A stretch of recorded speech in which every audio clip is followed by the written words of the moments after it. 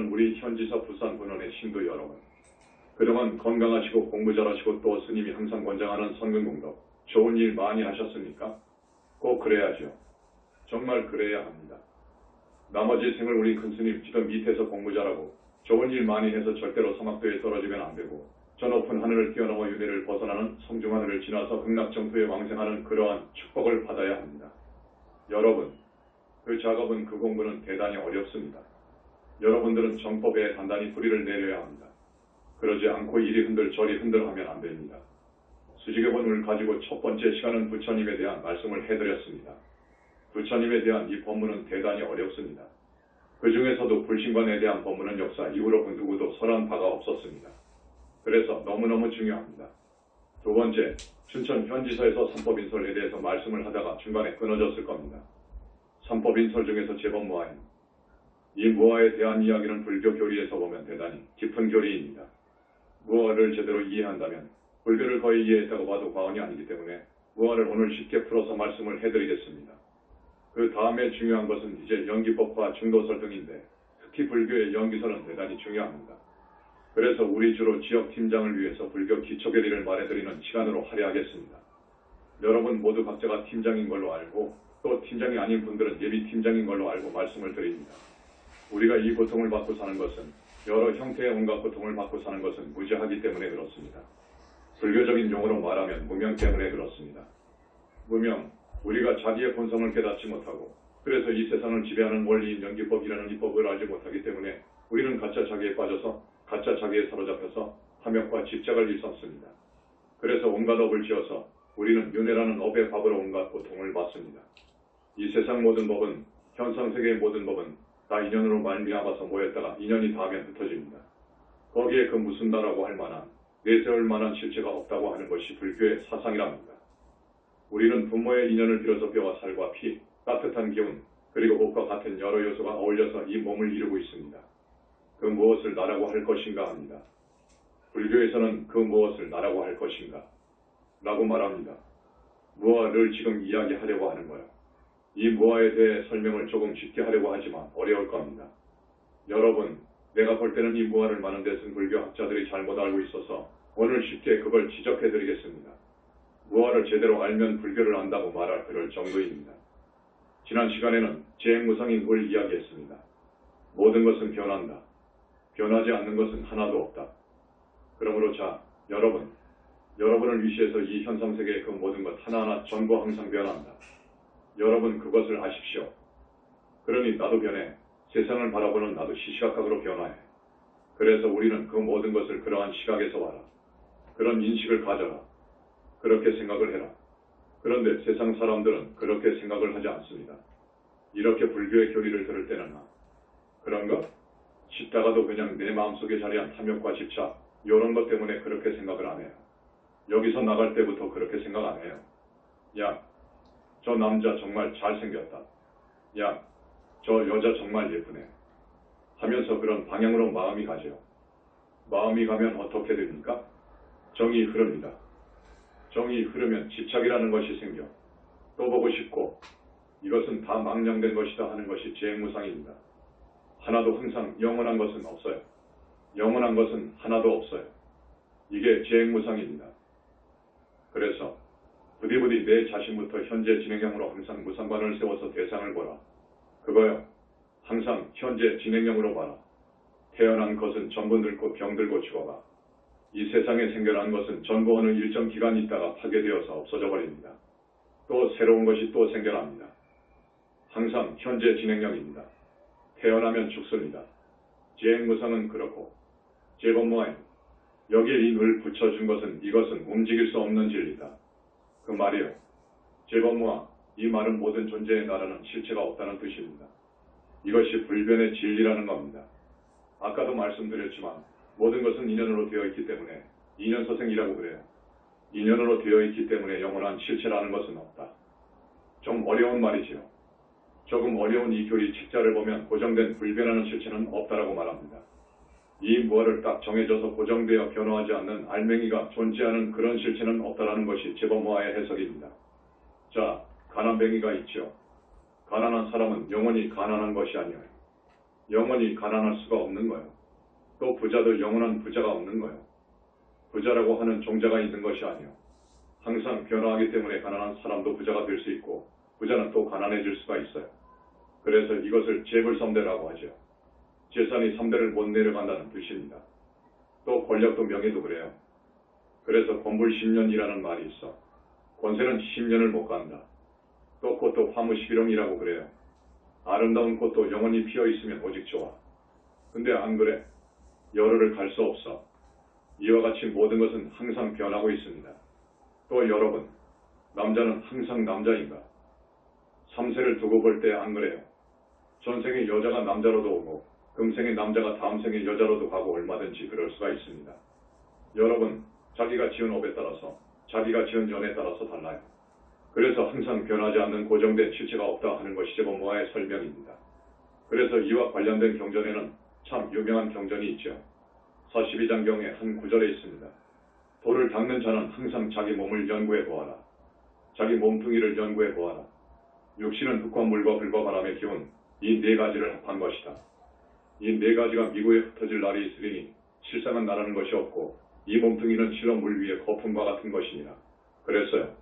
그러니까 이러한 내용은 여러분들이 제법모아인을 이해하는 데 도움이 될 겁니다. 자, 그런데요. 이 제법모아인 가운데 뭐라는 말이 대단히 깊은 의미 있어요. 소위 대승불교 학자들이 공부를 많이 했다고 하는 학자들이 무아를 잘못 해석하고 있더라고요. 그래서 이게 문제구나 하는 생각을 합니다.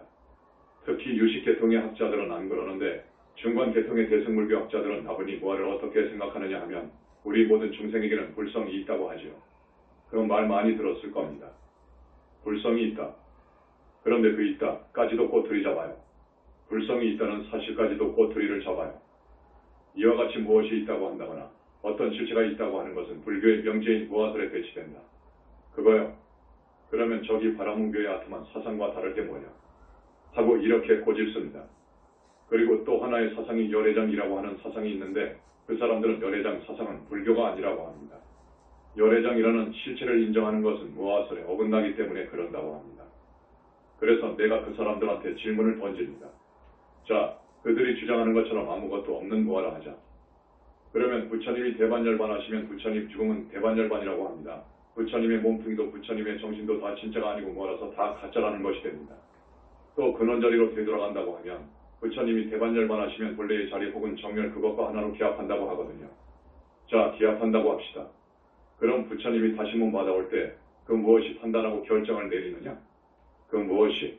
이렇게 질문하면 그 사람들은 설명을 못해요. 부처님이 불과를 이루어서 우주가 하나가 되어서 대반열반에 들 때는 그공과 그 정열과 하나가 되어버린다고 할지라도 다음 세상의 중생을 제도하기 위해서 오시기도 하거든요. 부처님들이 오십니다. 오실 때는 업이 없으니까 그 태어날 국토와 시대와 부모와 모든 것을 정해서 내려오시거든요. 원력수생.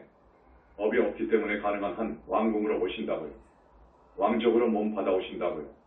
그렇게 오시는데 중간계통의 대승불교학자들과 일부 선불교 수행자들도 무아를 이야기할 때 나라고 하는 실체가 없다고 해버리면 나가 없다고 말하면 부처님은 불과를 이루셔서 정열로 돌아가서 개합이 되어버렸으니 다음에 중생제도 하러 오실 적에는 그 무엇이 생각하고 결정하고 판단하고 뜻을 일으켜서 오시냐?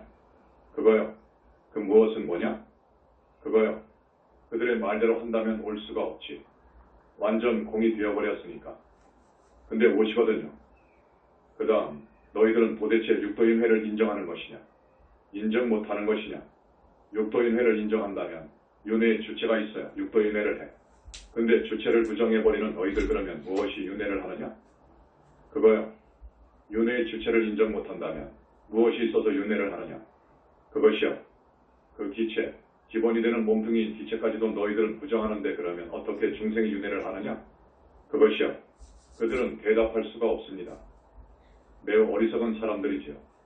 이와 같이 무아설을 잘못 이해하면 중간계통의 대승불교 학자들과 일부 선불교 수행자들처럼 계율도 지키지 않고 허무주의에 빠져서 막행막식함으로써 외도로 전락할 가능성이 큽니다. 또 그들은 지옥 극락 귀신 영혼까지도 부인하는데 그렇다면 무엇 때문에 승려가 되고 부처라고 하는 실체가 없는데 불공은 무엇 때문에 드리고 천도제는 무엇 때문에 하는가? 이건 완전 허무주의에 빠져있는 것이 아니냐? 이렇게 묻고 싶습니다. 그런데 그들도 가끔 부처님 이야기를 하고 그들의 구미에 맞지 않거나 그들의 구두에 맞지 않는 법문을 하면 저 사람은 불교도가 아니다. 천마에 섭했다. 마경에 빠졌다고 하는데 그러면 마천마 이것은 실체가 아닌가? 엄연한 실체죠. 도대체 실체가 없다고 부정하는 너희들 천마는 또 무슨 말이냐? 그리고 부처님은 물론 깨달아서 증한 성자들 큰 스님들은 참 드물지만 그분들이 반열반에 들 때 그분들이 죽으면 반열반이라고 합니다. 그분들도 신문을 보면 정멸과 비로소 이제 개합을 하셨다 이렇게 말하거든요. 과연 정멸과 개합해서 무아가 되어나가 없어진 것으로 보느냐? 또 아무리 박철대왕 큰 스님이라 하더라도 내가 보기에는 억겁의 업장이 완전히 소멸된 것도 아니고 또 탐진 지대발번뇌가 완전히 없어져 버린 것도 아니고 다성의 습과 기도 완전히 없어지고 소멸되어야 거기가 붓다인데 그 사람들은 붓다도 아니거든. 그러한 큰 스님들이 죽으면 어디로 갔느냐? 그들도 무아가 되어 없어져 버린 것이냐? 그것이요. 이러한 질문에 대해서 대답을 못합니다. 무아라는 것은 없을 무, 나, 즉 내가 없다 그 말이에요. 나라고 하는 실체가 없다 그거예요. 철저히 무아 입장에서 보는 그 학자들 내지 스님들에게 들어봐라 혹은 대답해봐라 하고 물었는데 여러분 내가 없다면 어찌 되겠습니까? 내가 없다면 이것은 종교도 아니고 아무 가치가 없는 거예요. 우리는 따를 필요가 없어요. 이것은 완전히 나가 없다고 나를 부정해버린다고 하면 이건 아니요. 우리는 희망도 없고 노력할 필요도 없는 것이요. 또 승려가 될 필요도 없고 모두가 무거움인데 뭐 때문에 승려가 됩니까? 나라고 하는 실체를 완전히 깡그리 부정해버린다면 그건 모순입니다. 지금 이 세상에서 정의, 도덕, 용기, 미덕, 사랑, 자비, 지혜를 강조할 이유가 없어요. 내가 없다면 보람도 가치도 주장할 근거가 없어요. 효도도 연불도 모두가 필요 없어. 무엇을 위한 삶입니까? 그처럼 허무적인 무아라면 머리 깎고 수행할 필요가 없어요. 안 그럽니까? 나는 그렇게 보거든요. 나가 없는 건 아닙니다. 무아라고 해서 나가 없는 건 아닙니다. 유식학파에서는 아리야식을 인정합니다. 잘 본 겁니다. 나가 없는 거 아니요. 불교 이전의 바라문교, 지금 힌두교에서는 윤회의 주체를 인정합니다. 아트만이라고 합니다. 그리고 그 당시 불교, 힌두교, 바라문교와 어깨를 나란히 했던 자인학교가 있습니다. 자인학교도 사상적으로는 대단히 깊습니다. 완전 무소유를 주장하고 또거리를 활보할 때도 완전히 나치로 다니는 구도성이 있습니다. 그 자인학교입니다. 이 자인학교에서도 윤회의 주체를 인정을 했습니다. 영혼의 업이 부착된 일종의 신체, 곧 업신이 있어서 새로운 삶을 이렇게 자꾸 이어간다고 했습니다. 이것이 정확한 진리는 아니지만 일리 있는 말인 거예요. 근데 대승불교학자들은 그걸 외도설이라고 합니다. 아니요. 여기에 일리가 있어요. 이 말은 맞는 거예요. 내가 볼 때는 여기다가 조금 더 추가하면 좋겠다. 그거요. 한 걸음 더 나갔으면 좋겠다 하는 거예요. 지금 힌두교 신자들이 10억이 됩니다. 그 철학은 대단히 오묘합니다. 그 힌두교처럼 포용력이 있는 종교는 없습니다. 그걸 함부로 깡그리 폄훼한다는 것은 너무한 거예요. 자기들 눈도 못 떠놓고 눈 떠보니까 이건 일리가 있어. 이 말은 맞아요. 그러나 불교의 무아 더 깊은 의미가 있죠. 자, 내가 없다는 것이 아니라 조금 어려운 말입니다. 비본질적인 것, 그것이 무엇이냐 하면 업장, 탐욕, 스티 등 이런 것들이 도덕도덕 나한테 붙어 있어요. 그처럼 업력으로 오염된 나를 부정한 겁니다. 나라는 존재 자체를 부정한 건 아니에요. 그 오염된 나는 윤회할 수밖에 없는 것이기 때문에 찌꺼기를 빼버리라 그거예요. 찌꺼기를 다 빼버리고 남는 이것은 찌꺼기가 빠진 정도에 따라 아니요. 보살이요. 붓다입니다. 부처님은 완전히 그 찌꺼기가 다 빠져버린 거예요. 저번에도 스님이 이야기했나요? 아라한에서 붓다가 되는 데는 정말 많은 찌꺼기가 씻어져 내려가야 된다고. 스님이 아마 드럼통 이야기를 했을 겁니다. 10드럼도 더 된다고 찌꺼기가. 검은 물, 먹물, 수행하면 그것이 빠져나간다고요. 그래서 그것이 다 빠져나가고 하면 청정한 나 자신을 얻습니다. 청정한 그 경계로 들어가면 어떠한 경계를 맞이해도 흔들림이 없어요. 아무리 절세미인이 유혹해도 흔들림이 없는 거예요. 그것으로부터 자유로운 거예요. 내가 또 아무리 화가 날 그런 경계를 당해도 화가 안 나는 거예요. 이 정도로 청정해져야 거기가 아라한이라고 합니다. 근데 아라한이 생을 바꾸어서 보살이 되고 붓다가 되기 위해서 다시 인신을 받아온다고 했잖아요. 그때에는 그릇을 키워옵니다. 그래서 도타행을 하고 보살행을 하고 잘 수행하면 그 찌꺼기가 더 빠진다고요. 빠지고 더 빠지고 씻어지고 더 씻어지고 정화되고 더 정화되고 하여 보살 정도에 가면 몸에서 광기가 난다고요. 이 몸뚱이도 기공부나 명상을 많이 한 사람들은 큰 스님에게서 나가는 것을 좀 볼 겁니다. 보살 정도 되면 그 영체가 영혼체가 빛을 띠고 있습니다. 아주 현란한 빛을 띠고 있고 그 정도로 청정해지면 또 찌꺼기가 억겁에 또 억겁에 그리하여 나의 작업 동안의 모든 억압은 내와 습과 기등 등이 전부 씻어져 내려가 버리면 빛을 발하는 거예요. 빛을 발해. 청정한 몸이 아니라 이제 빛을 발하는 거예요. 더 나아가면 빛덩어리가 된다고 했잖아요. 그 정도 돼가면 완전히 생사의 탈이 되고 자제해버립니다. 붓다가 되면 대자유를 얻는다는 것, 대열반을 얻는다는 것, 완전히 생사에서 자제한다는 것. 미래제가 다하도록 자기 원에 따라서 언제라도 나고 죽는 것을 마음대로 할 수 있다는 것. 이것은 부처의 경지에서만 가능하다는 것. 왜냐하면 성신을 갖추고 있기 때문에 그런 것입니다. 불과를 이루면 이 몸을 화신이라고 합니다. 저기 절대세계에 보신이 있다고 했거든요. 빛으로 이루어진 빛의 존재인 불신, 이것을 원어모신 또는 보신이라고 했죠. 무량광으로 이루어진 불신을 둔다고 그랬습니다. 스님이 이건 모두 첫머리에 말씀을 드렸지만 이건 정말로 깊은 이야기입니다. 그 보신은 능력이 무한합니다. 우주 자체인 빛으로 이루어졌기 때문에 우주적인 능력을 행사한다고. 여러분의 몸뚱이는 돌로 놔두지 못하잖아요. 그렇지만 저 불신은 동시에 백천만억으로도 놔둘 수 있습니다. 신통도 한가사수 신통을 할 수 있어요. 일체에 자제할 수 있어요. 그 붓다의 존재까지 부인한다는 것은 말이 안 된다는 것. 이런 사람이야 말로 외도인 것입니다. 제 업무와 해대에서 더 이해를 돕기 위해서 스님이 그동안에 천도제도 많이 하고 직접 주관도 하고 했기 때문에 그 사람들한테 이런 말을 던집니다. 그 사람들은 명부 들어간다는 말을 이해 못합니다. 경전에는 없어요. 중유 나고만 있어요. 가운데 중있을 유중유. 중유라는 말은 윤회하는 삶의 가운데 존재하는 것을 의미합니다. 죽은 후 500년, 1000년이 지나가더라도 명부에 못 들어가는 경우가 많습니다. 한 7, 8, 100년 전 노비로 살다가 자살한 총각의 죽음 시간은 정지가 됩니다. 그러니까 죽을 때 그 모습, 그 얼굴, 그 생각입니다. 그래서 불러서 대화도 가능해. 너는 어떻게 살다가 죽은 사람이냐? 저는 평생 노비로 살았습니다.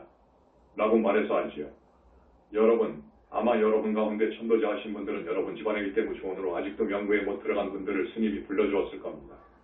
이것은 부처님께서 구죽는 장면을 보여주십니다. 여러분의 아버지 쪽, 가령 이 정도는 천도해 주어라. 5명, 7명, 10명 정도는 천도해 주어라. 해서 딱 보여주는데 노비로 살다 자살한 총각을 보여준다고요. 그 자살한 장면을요. 부처님의 능력이 무한하다니까요. 여러분은 상상도 할 수 없다니까.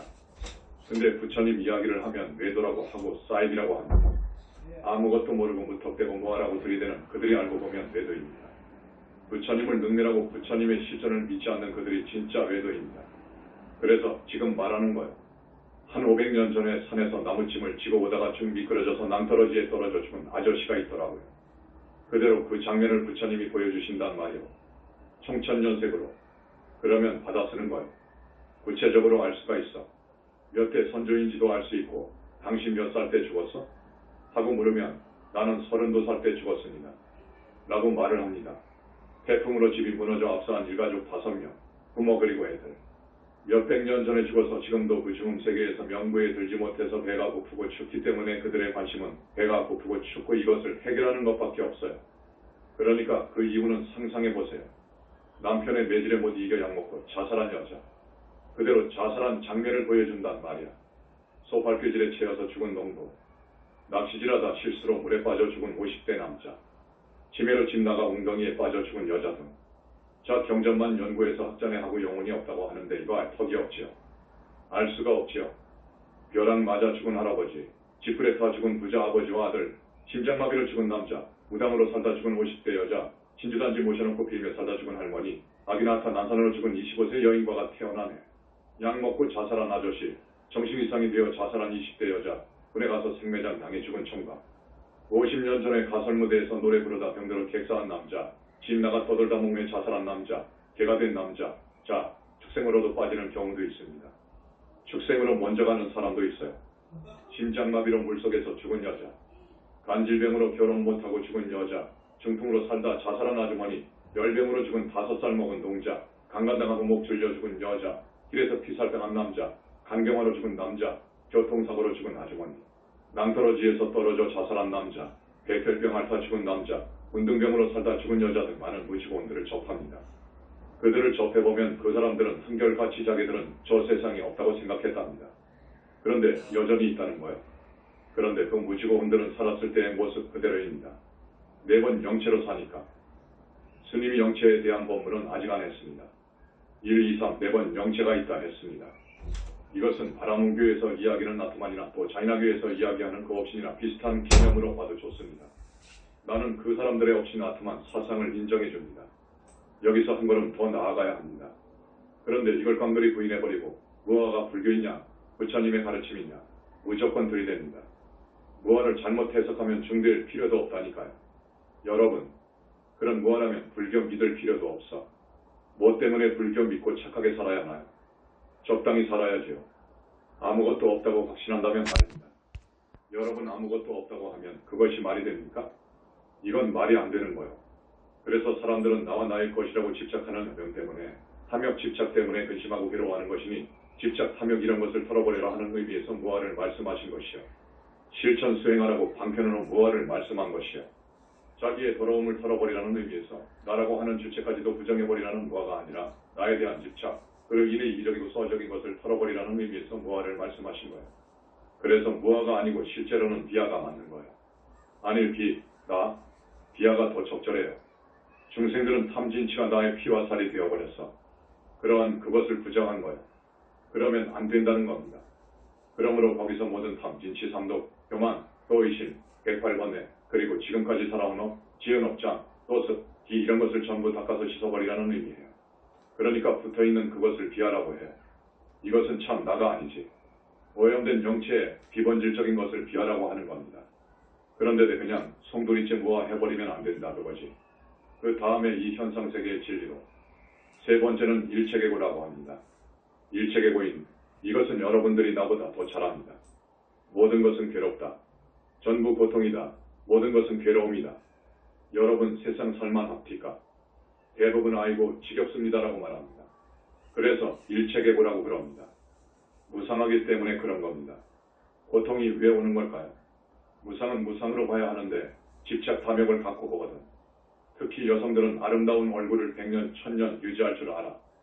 1000년, 만년 살 줄 알아. 무상을 무상으로 봐야지 그렇게 보면 안 되죠. 그래서 고통이 오는 거예요. 죽는 것도 고통이고 또 사랑하는 사람과 헤어지는 것도 고통이에요.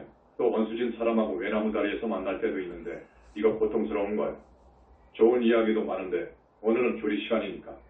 그 다음에 네 번째, 열반적 정인이 있습니다. 그래서 이 일체계고인을 빼고 열반적 정인을 넣어서 삼법인이라고도 하고 일체계고인까지 넣어서 삼법인이라고도 합니다. 스님이 지금 이야기하는 것은 이 현상세계를 크게 묶어서 진리를 이야기한 겁니다. 열반적 정인, 이것은 도대체 무슨 말이오? 교리책을 보면 뭐가 뭔지 모르게 써놨거든. 어려운 용어로 써놓았는데 아무리 읽어봐도 이해가 잘 안 될 겁니다. 스님이 아주 쉽게 말씀해 드릴게요. 자, 우리 현지사는 부처님에 대한 믿음을 강조하면서 수행을 합니다. 그리고 수행법도 역사에 없는 칙명연불 수행법인데 물론 기존에 칙명연불 수행법이 있습니다만 그 수행법하고 상당히 다릅니다. 경전 잃고 다라니 하고 그리고 칙명연불을 하는 우리 수행법에 대하여 조금 이야기를 해야 되겠어요. 이 부분에 대해서 이렇게 해야 합니다. 반가부자 하는 것이 가장 이상적입니다. 여러분, 반가부자 한번 해보세요. 반가부자 아시죠? 왼쪽 발을 오른쪽 무릎 위에 올려놔요. 그리고 똑바로 이렇게 앉는 거예요. 이게 반가부자법입니다. 허리뼈가 다 반듯해야 돼요. 반듯하게 앉아야 마음이 정직해집니다. 몸뚱이가 그러시니까. 아셨죠? 아랫배에다가 약간 힘을 실어주십시오. 이게 중요합니다. 왜 그러냐 하면 연불할 때 열이 상기가 됩니다. 기가 상기가 됩니다. 그럼 머리가 아파요. 두통이 와. 그러니까 상기를 막아주려고 그래요. 아랫배에다 힘을 넌지시주면 이렇게 됩니다. 물 기운이 올라가고 불의 기운은 내려갑니다. 그래서 아랫배에 힘을 넌지시주라는 거예요. 그런데 여러분, 불은 밑에서 위로 올라가야 불꽃이. 여러분 평상시 그렇게 불의 기운이 올라오고 있어요. 불의 기운이 이렇게 올라가면 큰일 나지. 근데 앉아서 이렇게 단정. 배꼽 아래사에서 5cm에다가 힘을 넌지시 실어주면 반대가 됩니다. 수승화강이라고 그래요. 물은 위에서 밑으로 내려가는 것이 이치죠. 근데 반대가 된다니까요. 그래서 물의 기운이 위로 올라가고 불의 기운은 밑으로 내려가죠. 반대가 되죠. 그러면 건강에 좋은 거예요. 우리가 평상시처럼 살면 불의 기운이 항상 위로 올라갑니다. 그러면 모든 중요한 장기가 다 위에 쪽에 있는데 장기를 다 태운다고요. 그래서 물의 기운이 위로 올라가서 식혀야 돼요. 또 불의 기운은 밑으로 그냥 내려줘야 해. 올려주면 다 망가뜨리니까. 그래서 스승화강을 시켜줘야 합니다. 그러려면 단전에다가 넌지시 힘을 실어줄 것. 둘째, 그 단전에다가 정신을 모으라고 하는데 이것은 아니라는 것. 전번에 어느 스님이 자기가 도인인 척 엉터리로 가르쳐 주었더라고. 이거 큰일 날 일이지. 거기다가 정신을 모아주면 큰일 나는 것이요. 자, 정신을 어떻게 하라고 했죠? 두 눈을 눈높이에다가 점을 하나 딱 찍어서 고정시키라고 했죠.